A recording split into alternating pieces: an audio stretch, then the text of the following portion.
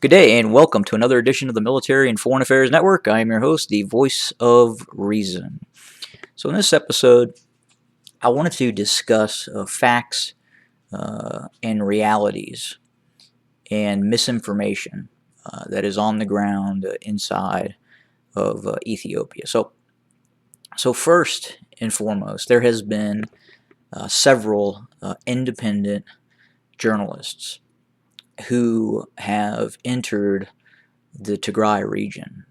And these reports and these journalists that went into the Tigray region experienced what was occurring uh, in uh, in July, and then obviously parts of June as well.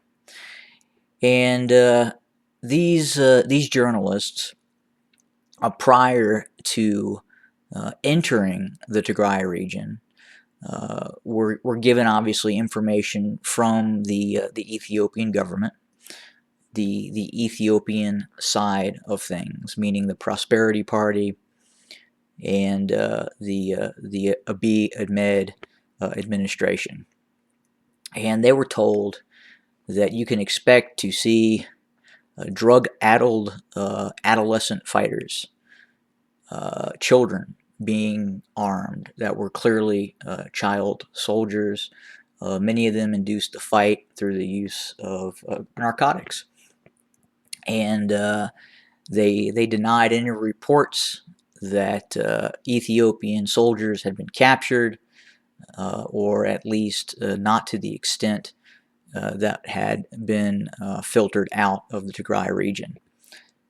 And when these independent journalists actually arrived inside of the Tigray region and were taken to areas and had the ability to see what was actually going on, they were able to quickly understand the narrative that they were being given by the Ethiopian state was completely incorrect.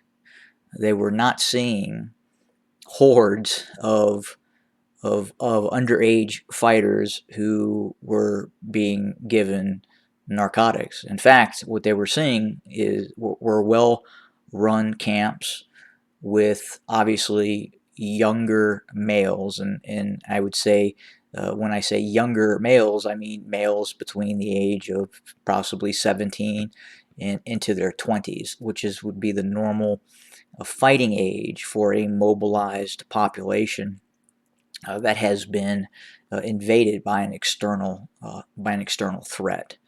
And you would see that anywhere on Earth when this sort of activity takes place. And what I mean activity is an occupation by an external force. So what the journalists were seeing was similar to that. This was not a band of child soldiers that you would see in the Congo. This was not that. This was something completely different, and obviously you can go and listen to these reports. They're out there, and you can hear it for yourself. And the credibility of these journalists, I would say, is much higher than what was being given by the state of Ethiopia. And you can really kind of understand just how significant the misinformation that is coming out of the state of Ethiopia actually is, unfortunately. The other issue was obviously the prisoners of war, the soldiers who had been taken prisoner by the Tigrayan Defense Forces, the Ethiopian Federal Forces, and some of the Amhara militia units. But in one case, these reporters were told that it was in the thousands, and obviously they took that with a grain of salt. They really probably didn't believe it, and when they were taken to these prisoner of war sites where they had interned these Ethiopian soldiers into detention, they could physically see that there were indeed thousands and thousands of Ethiopian prisoners of war at these sites. So again, a lot of the information that they were being given by the Ethiopian state was simply found to be completely incorrect.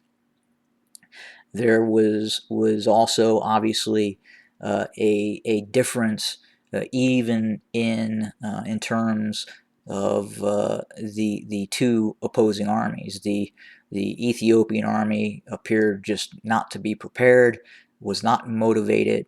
They had talked to several captured high-ranking Ethiopian prisoners of war, and they were very, very apparently dissatisfied with their government in terms of why they were there, the preparations that were made in terms of them being sent into the Tigray region.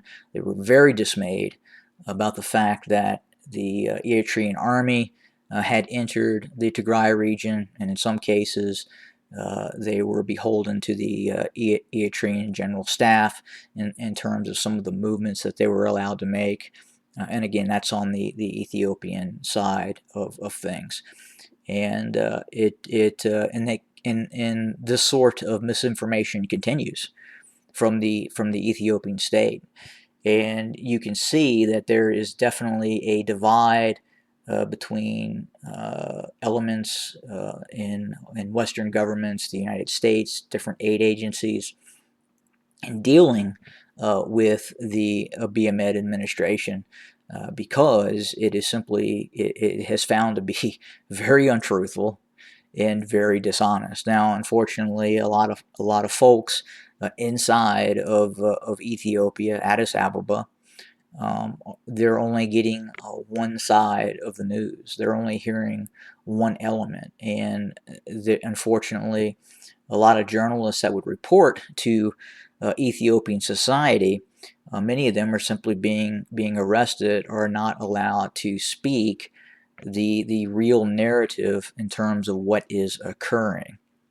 And that's incredibly unfortunate. And I understand completely, even on this channel, a lot of the comments that are made. Obviously, you can tell they're receiving information really from only one pipeline, and they are receiving information from one narrative. And unfortunately, that narrative is not being truthful to the people in Ethiopia. And again, that's unfortunate, but it's the way of a despotic state. And as you turn into a unitary one-party system that is controlled by one group of people, this is what happens. And it will be cyclical. It will be a cycle of until people finally understand that they are receiving a false narrative, and they start to question the narrative that they are receiving. You know, take this channel as a grain of salt, which I am sure that you are.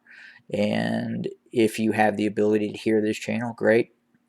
If not, and you're following the Ethiopian state narrative, and you believe that narrative, well, I understand.